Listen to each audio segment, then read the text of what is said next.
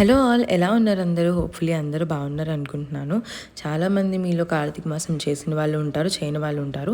చేసిన వాళ్ళు ఉంటే ఇలా పోలి పాడ్యం అనేది చేసుకుంటారు లాస్ట్ డే ఆఫ్ కార్తీక మాసం, that is November 21st. So మా ఇంట్లో మా మమ్మీ చేశారు, నేనైతే చేయలే, బట్ నేను కూడా చేస్తున్నాను. మా మమ్మీ చేయొద్దు కానీ రా అని అన్నారని నేను మార్నింగ్ లేచేసరికల్లా మా మమ్మీ ఇవన్నీ రెడీ చేసి ప్రసాదం చేసి అన్నీ పెట్టేశారు. సో నేనైతే జస్ట్ వెలిగించి దండం పెట్టుకొని మంచిగా ఉండాలని కోరుకున్నాను అనమాట. అక్కడ మీకు మొత్తం 4 ఒత్తులు కనపడుతున్నాయి కదా, అవి గొబ్బొత్తులు అంటారు. అవి మొత్తం 31 అయితే ఉంటాయి. వెనకమాల అయితే ఒక గౌరీదేవిని చేసి అక్కడే కొంచెం ప్రసాదం అనేది కూడా పెడతారు. బేసిక్గా అయితే దీన్ని ఎక్కడన్నా నదిలో కానీ చెరువులో కానీ చేయాలి.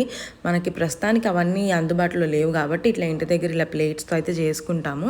సో ఇట్లా పసుపు కుంకుమ అన్నీ వేసి ఆ తర్వాత హారతి కూడా ఇచ్చేసిన తర్వాత మంచిగా అమ్మవారికి నైవేద్యం అవన్నీ పెట్టేసుకొని ఆ తర్వాత ఏదైతే ఉందో అరటి డొప్పల్ని వాటిని తీసుకెళ్ళి వాటర్లో అనేది అయితే వదిలేయాలన్నమాట.